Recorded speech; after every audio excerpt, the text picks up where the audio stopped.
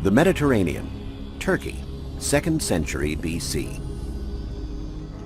For over 200 years now, ever since Romanticism first caught fire, artists, poets, writers, painters, musicians, and dramatists have never grown tired of measuring themselves against the irrational, the colossal. But was Romanticism really such a revolutionary step? Or was it just a case of history repeating itself? Thanks to the work of archaeologists and art historians on thousands of statues, bas-reliefs, and buildings, we now see that another great cultural revolution started in the year 323 BC that would last for centuries. In recent decades, excavations in Ionia, modern-day Turkey, have brought to light incomparable masterpieces in a style we would now describe as modern, even romantic.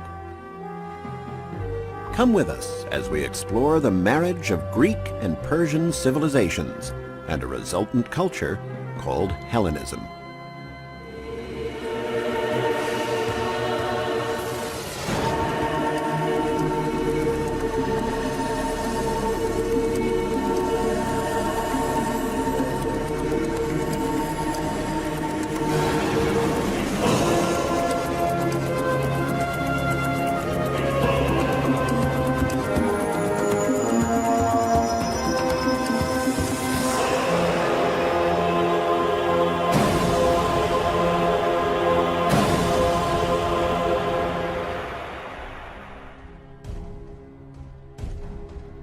During the 4th century BC, Asia Minor, Africa, and the rest of the then known Orient were turned upside down by a military and political earthquake that changed the course of history.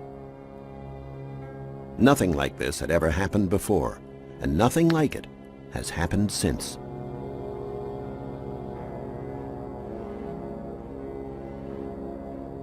The man who brought about this upheaval was the youngest military adventurer of all time, Alexander the Great.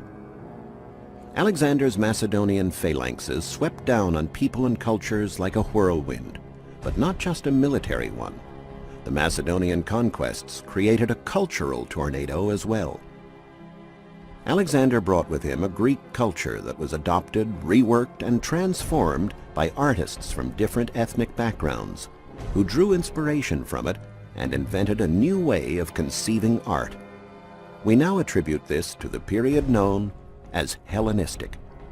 Alexander brought Ionia, the Phoenician region, and Egypt under his control. To the east, he conquered the entire Persian Empire as far as the Indus River. After him, nothing was as it had been before. And Greece, paradoxically, now that its culture had spread everywhere, lost its importance, its central role. Kingdoms sprang up in Egypt, Syria, Macedonia, and at Pergamum in what is now Turkey. These kingdoms signaled the dawn of a new period, the period we know as Hellenism. Of the many art forms involved in this revolution, the one that most clearly shows the change is sculpture. This is the celebrated Hermes of Praxiteles, discovered at Olympia, one of the most important works of art before Alexander. In other words, classic Greek art. Here the artist seeks balance, clean lines, and perfection of form, a harmony based on aesthetic canons that lay down mathematical proportions and are quite independent of reality. This statue is the Cleopatra of Delos. It is from the Hellenistic period, and it is not famous and not particularly valuable. But the mere fact that it is rather commonplace gives us an insight into the artist's mind.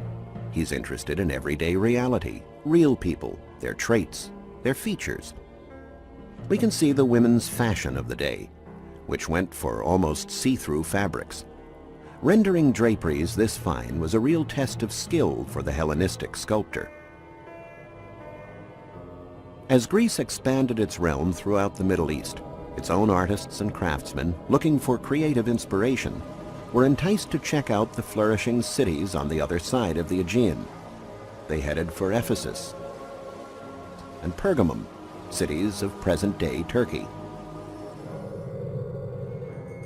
In Ephesus, archaeologists found this frieze, a hunting scene, a wild boar pursued by an officer on horseback. This bas-relief was a source of great puzzlement for them, first because it is usual for Greek art to depict scenes from mythology, and then because of the hunter's clothes. Assembling all the fragments they found, the scholars solved the mystery. The scene was part of the great frieze sculpted in this little temple, which was later rebuilt, the Temple of Hadrian at Ephesus.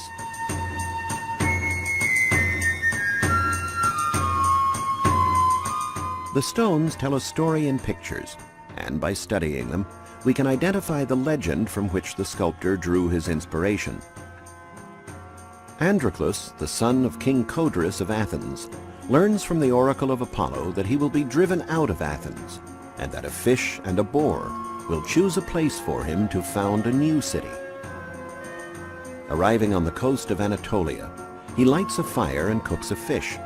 A spark starts a fire in the underbrush, and he sees a boar running from it. Androclus chases the boar, and at the exact spot where he kills it, he founds the city of Ephesus. The city we see today dates only from later Roman times, but the streets are the same and laid out with gridiron simplicity, so different from the chaotic nature of streets in Athens. This way of laying out cities was born just south of here in the Hellenistic city of Miletus, the birthplace of the first urban planner to design orderly, regular cities. His name was Hippodamus of Miletus, and his city planning theory spread to other Greek cities, then to the Romans, who built their cities on regular line patterns, and right down to our own city planning in the present day.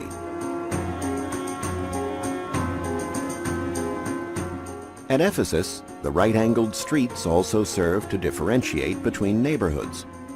This neighborhood, known as the Slope, was particularly wealthy. The houses have sumptuously decorated interiors. And here, carefully secluded in the side streets, is a bordello, a house of assignations.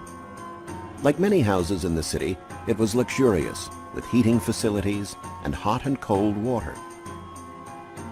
There is an interesting advertisement on the main street indicating the presence of the bordello close by. A heart, a woman's face, and a foot showing which direction to take. Here we see a great library built around a tomb. Archaeologists had never found anything like this before from the ancient world. A building obviously designed to house thousands of scrolls, and inside it, a sarcophagus.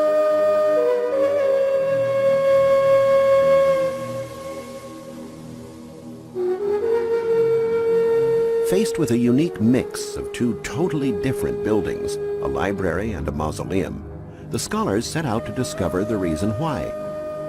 To be buried, as in this case, right in the center of the city, was an honor granted only to someone who deserved to be remembered as a hero. The discovery of a number of inscriptions revealed that the building had been erected by Julius Aquila Ptolemæus in honor and memory of his father Celsus, a senator and magistrate. By building a library in front of his father's tomb, Julius sought to remind his fellow citizens that a man attained heroic status only through the wisdom contained in the thousands of parchment scrolls, the forerunners of our present-day books that were housed in this amazing library.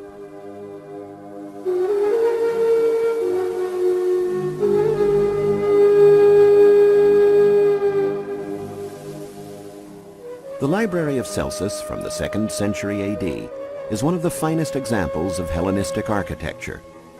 The central columns are taller than those along the sides, just as the upper columns are shorter than those below. What we see, in fact, is something straight out of the theater. The architect makes his facade leap upward in a surge of movement, and it is this movement, which is foreign to classicism, that is one of the typical characteristics of Hellenistic art. The most famous monument at Ephesus, however, is a colossal work, one that would inspire awe for centuries, the Temple of Artemis. I have seen the gardens of Babylon, the statue of Olympian Zeus, the Colossus of Rhodes, the pyramids of Egypt, the Pharos of Alexandria, and the mausoleum of Halicarnassus.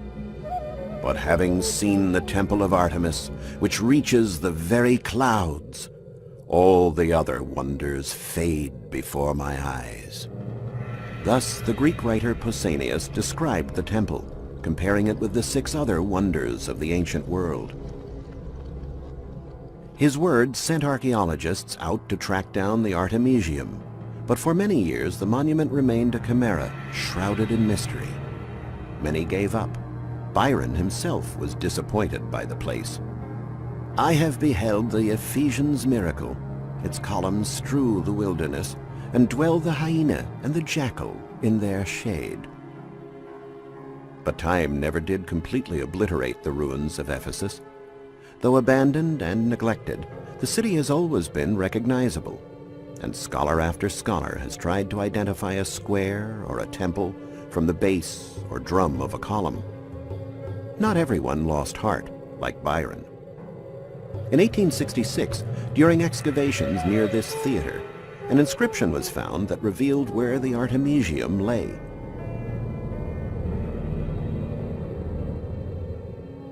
Unfortunately, of that wonder of the ancient world, only a single column now remains.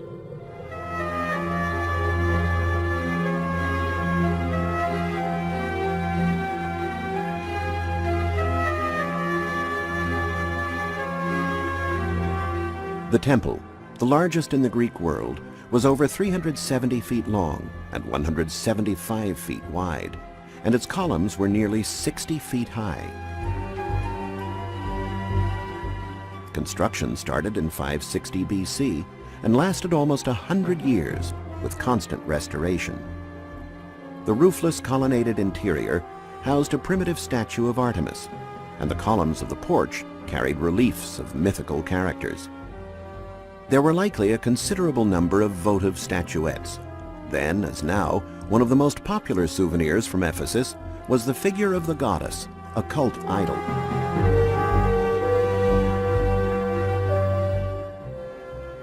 The Romans built their advanced cities in Hellenistic style.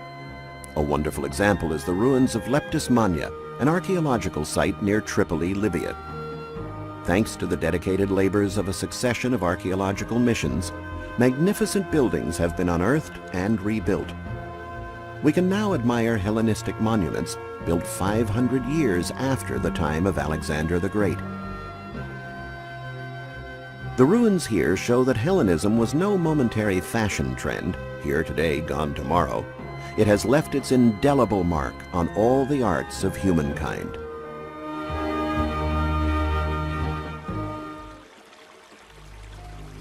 The other major Hellenistic city in Ionia was Pergamum. Excavations here at the sanctuary of Asclepius revealed an imposing complex capable of holding vast crowds. They came for the miracle-working waters, waters that could cure terrible diseases. Asclepius was the god of medicine, and it was widely believed that bathing in these miraculous springs, observing a diet based on these waters, could cure any illness. The water here really does have curative properties. On analysis, it has been found to be naturally radioactive and can therefore help cure certain conditions. So the god really did cure people. The faithful, gathered in the temple, could obtain cures from great physicians of the day, the most famous of all being Galen. His name lives on today in the word pharmacists use to describe traditional, handmade, vegetable-based medications, galenical. Besides the famous sanctuary and temples, Pergamum established itself as the preeminent artistic and intellectual center of Anatolia. It was this city that revolutionized the art of writing through its invention of a new writing surface, parchment. Pergamum, in fact, was the site of one of the largest libraries in the ancient world, comparable in importance only to that of Alexandria.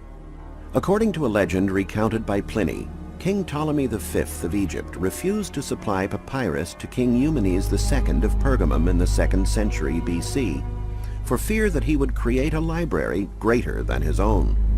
Eumenes therefore resolved to perfect the treatment of sheepskin so that it could be made fine and easy to handle and as suitable for writing on as papyrus.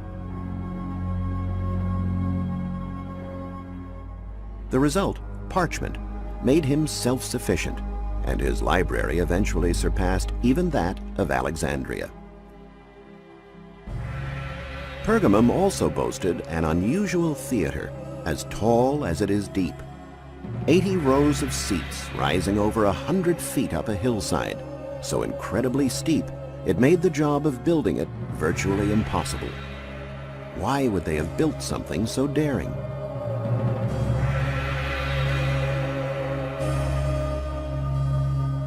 After archaeologists had excavated the Acropolis, the upper city of Pergamum, it dawned on them that all the most important constructions had been built on a series of overhanging terraces.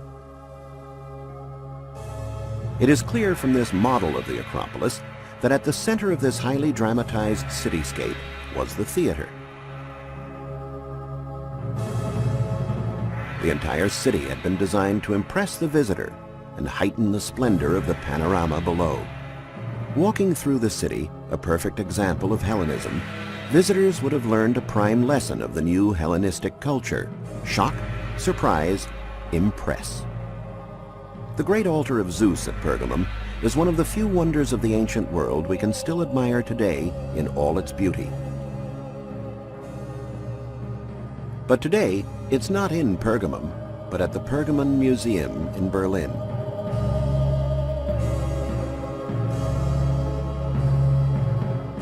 I stood there sadly, looking at the magnificent Corinthian capitals, each as tall as a man, the rich bases and other architectural elements, all overgrown and covered with undergrowth and wild figs.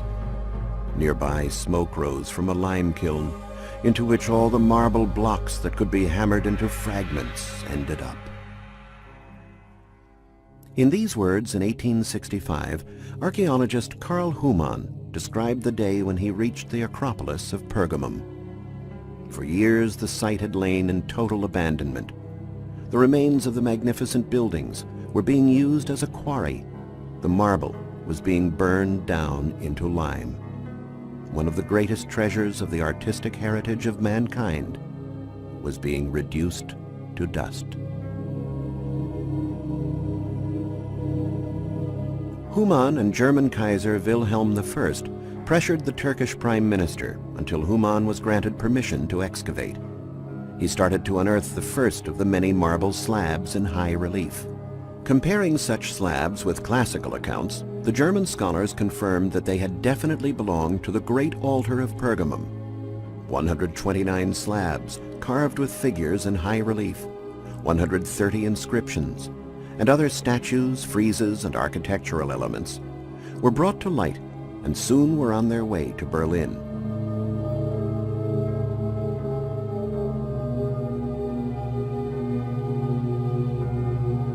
Where these two trees grow today is where the once great altar of Pergamum stood, built by sculptors trained at Pergamum who were the fathers of a new art style. The work of Humann, the Pergamon Museum, and archaeologists allows us to see how this ancient monument would have looked in all its splendor. The building was not tall, under 30 feet in fact, but it made an impressive dramatic impact all the same, mostly because of the sculptures that decorated it. Access to the altar was through a very small staircase, which enhanced the monument's visual impact. The Great Altar was a building unique in its own right. It was not a temple, had no college of custodian priests, and was open to all in every respect. It had also clearly been created with self-glorification in mind. The Pergamines wanted it to celebrate their military prowess.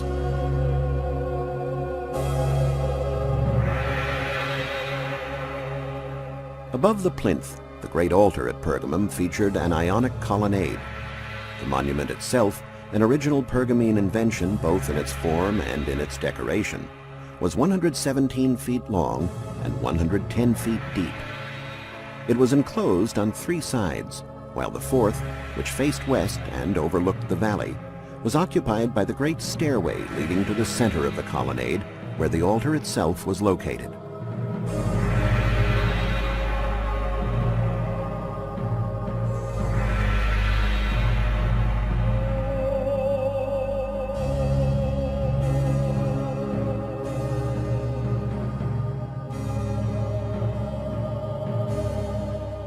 The altar was considered the most important building in the city.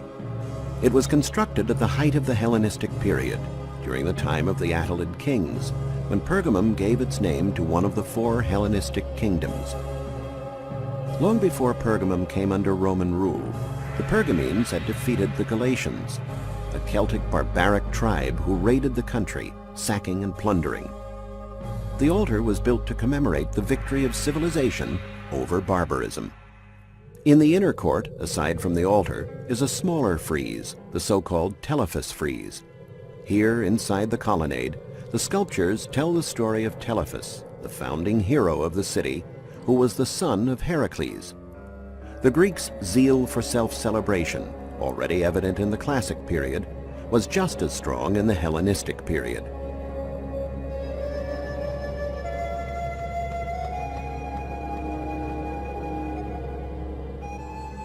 But the main story here is told by the larger frieze, surrounding the plinth itself. This frieze is made up of stone slabs 7.5 feet high that once formed a continuous sequence 130 yards long. The frieze tells the story of the battle of gods and giants. The giants, who represent the forces of evil, have attacked Olympus, the home of the gods, the incarnation of good. The metaphor is obvious. This is the war in which the kingdom of Pergamum fought and defeated the barbarians. The Great Frieze was not the work of just one man. Many artists contributed to it, seeking a new way of conceiving art, a new way of glorifying the power and grandeur of the Hellenistic kingdoms. The interaction between the Greek culture of the Macedonians and the non-Greek societies of the old Persian Empire brought us artistic innovation. During this period, artists and architects, poets and philosophers sculpted more than individual statues. They built aesthetic foundations that would last for thousands of years. The culture that resulted, Hellenism, which depicts elan and beauty with such realism, and which exalts human emotion in such grand fashion, has become, for us in the West, the fountainhead of all the arts.